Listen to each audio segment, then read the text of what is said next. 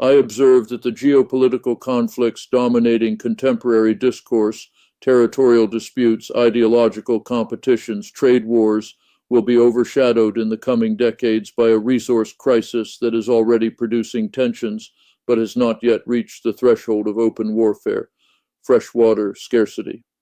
Unlike oil, which can be substituted through alternative energy sources or minerals, which can be recycled or replaced with different materials, water has no alternative. Human survival, agricultural production, and industrial processes require fresh water in quantities that are finite, unevenly distributed, and increasingly insufficient to meet demand as populations grow, climates shift, and intensive agriculture depletes aquifers faster than natural recharge can replenish them. I trace this not as environmental concern abstracted from politics, but as analysis of how resource scarcity transforms into interstate conflict when the resource in question cannot be imported at scale, cannot be synthesized, and exists in shared river basins or transboundary aquifers where upstream states possess unilateral control over flows that downstream states depend upon for survival. What I document is the emergence of structural conditions where negotiation becomes impossible because concessions mean existential threat, where international law proves unenforceable because no superior authority can compel compliance, and where military force becomes the only mechanism through which states believe they can secure access to water necessary for their populations to survive. I begin with the Nile basin because it illustrates the core dynamic most clearly. Egypt depends on the Nile for approximately 95% of its fresh water, receiving virtually no rainfall and possessing no alternative water sources at the scale required to sustain its population of over 100 million people. The river itself originates in Ethiopia's highlands, where the Blue Nile contributes roughly 85% of the Nile's total flow during flood season. Ethiopia, one of the world's poorest nations with massive hydroelectric potential, constructed the Grand Ethiopian Renaissance Dam on the Blue Nile beginning in 2011 with the explicit purpose of generating electricity for domestic development and regional export. The dam's reservoir, when filled, holds approximately 74 billion cubic meters of water. I analyze the Egyptian position not as unreasonable nationalism, but as demographic mathematics.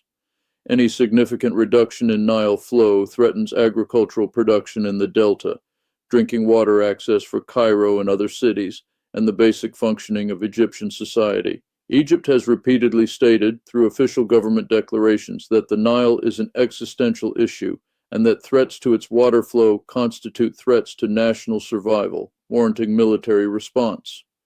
This is not rhetorical posturing. It is acknowledgement that Egypt possesses no alternative if Ethiopia fills the dam's reservoir too quickly or operates it in ways that reduce downstream flow during critical agricultural seasons. Egypt proposed international arbitration. Ethiopia rejected it, asserting sovereign right to utilize resources within its territory. The African Union attempted mediation. It produced no binding agreement because the parties' core positions are incompatible. I examine why this conflict has not yet escalated to military confrontation despite a decade of tension. The answer lies in Ethiopia's internal fragilities, civil war in Tigray region, domestic political instability, and economic crisis that have delayed full dam operationalization and made Ethiopia vulnerable to external pressure. Egypt has provided military aid to Somalia, supported actors in Sudan that complicate Ethiopian logistics, and conducted military exercises signaling strike capability. But the underlying structural problem remains unresolved.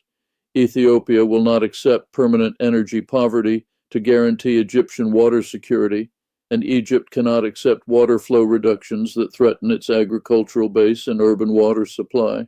International law on transboundary rivers, vague principles about equitable utilization and no significant harm, provides no mechanism to resolve conflicts where one state's reasonable development needs impose existential costs on another state's survival requirements. I trace the India-Pakistan-Indus water crisis because it demonstrates that even formal treaty structures collapse under climate stress and population pressure. The Indus Waters Treaty, signed in 1960 and mediated by the World Bank, divided the Indus River system's 6 rivers between the 2 states, with Pakistan receiving rights to 3 western rivers and India receiving 3 eastern rivers. The treaty survived multiple wars between the nuclear-armed neighbors and was considered a rare success in international water cooperation, but it was designed for hydrological conditions that no longer exist. The treaty assumed stable glacial melt-feeding river flows, whereas Himalayan glaciers are now retreating rapidly due to climate change, producing short-term flow increases followed by long-term decline as glacial mass disappears.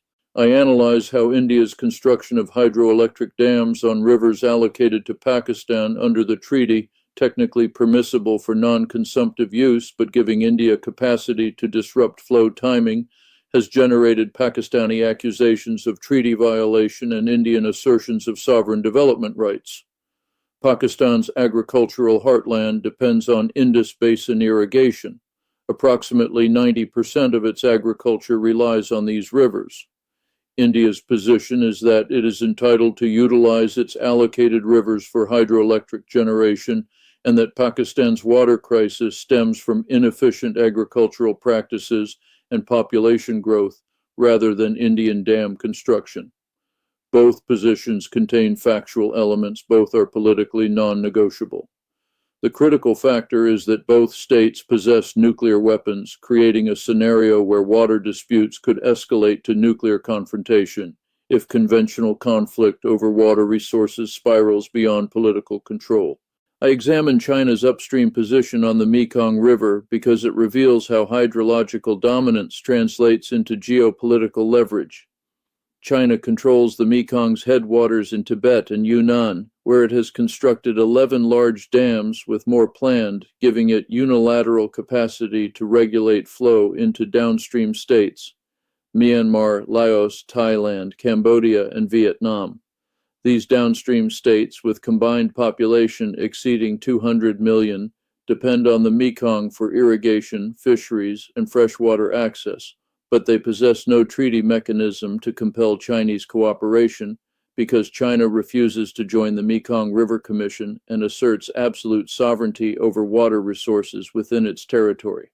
I trace the evidence of Chinese manipulation of flows. During the 2019 drought, Mekong water levels in downstream states fell to record lows while Chinese reservoirs remained full, indicating that China had restricted releases despite downstream crisis.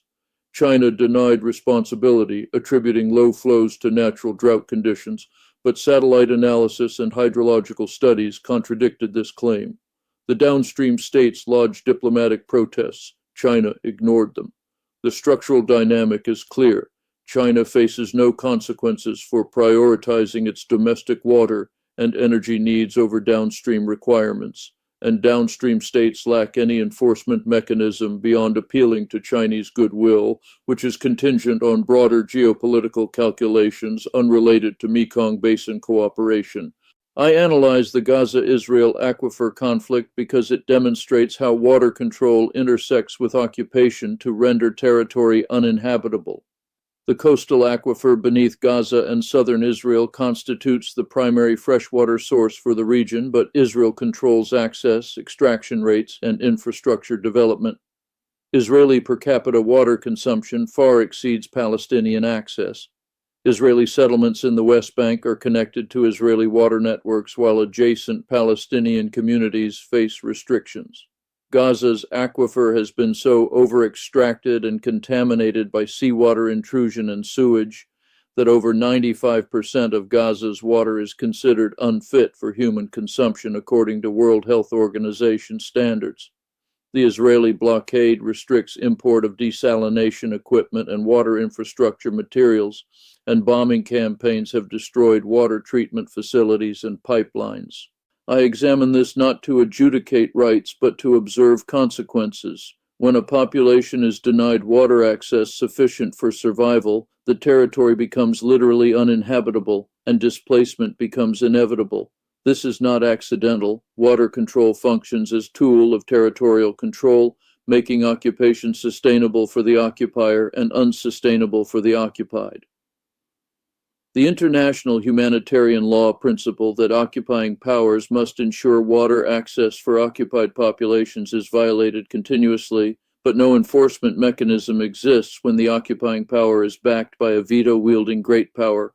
Water becomes weapon, and thirst becomes policy. I trace the American Southwest crisis because it reveals that water scarcity destabilizes even wealthy, technologically advanced states when hydrological reality collides with legal allocations. The Colorado River, allocated by Compact in 1922 based on early 20th century flow data, is now overallocated. The legal entitlements to Colorado River water granted to 7 U.S. states, Mexico, and various tribal nations exceed the river's actual flow by approximately 20% even in average years, and climate change is reducing flows further. Lake Mead and Lake Powell, the massive reservoirs that store Colorado River water, have fallen to approximately 1/4 of capacity, approaching dead pool levels where water cannot be released through hydroelectric turbines or gravity-fed canals. I analyzed the political impossibility of resolving this through negotiated reductions. Agricultural interests in California's Imperial Valley hold senior water rights and refuse cuts. Las Vegas and Phoenix have invested billions in infrastructure assuming water availability. Tribal nations assert treaty rights to water that was promised but never delivered. The legal system cannot adjudicate competing claims quickly enough. By the time courts resolve allocation disputes, the reservoirs may be empty. The federal government lacks authority to override state water rights without triggering constitutional crisis.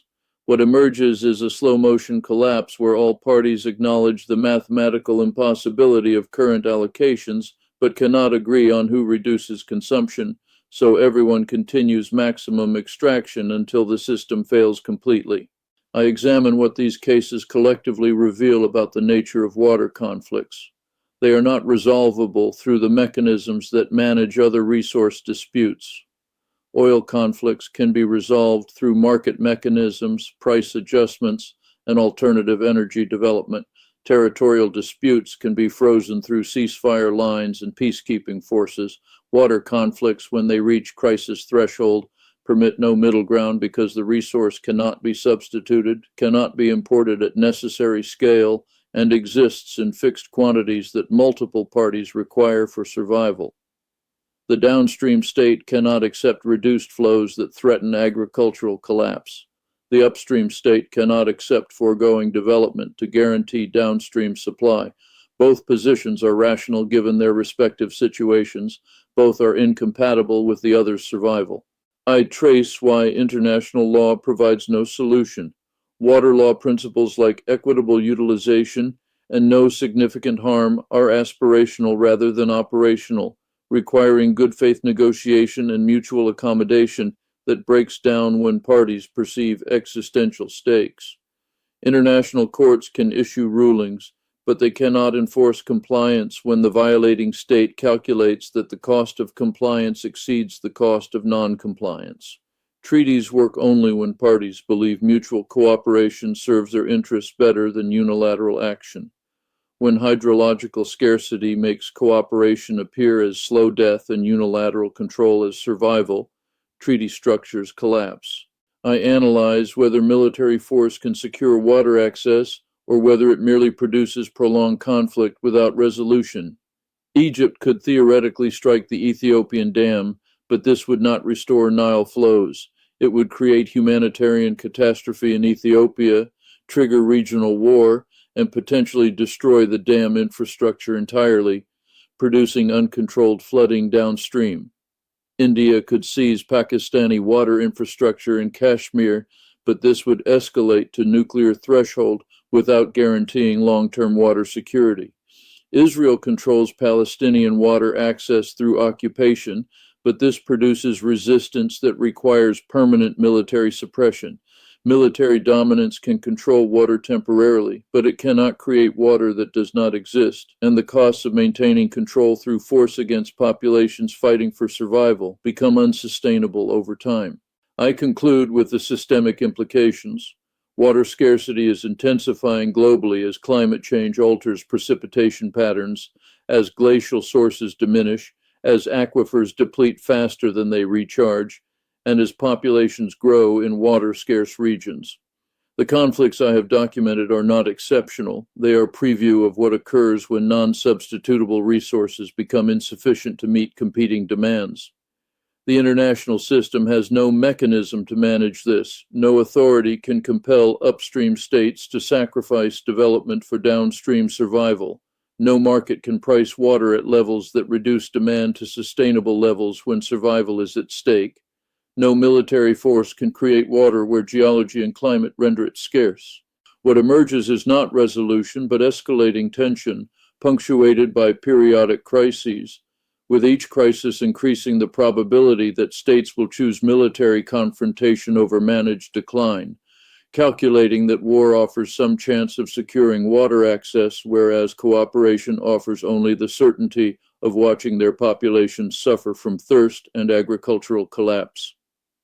The water wars have not fully begun, but the conditions that will make them inevitable are already established and intensifying.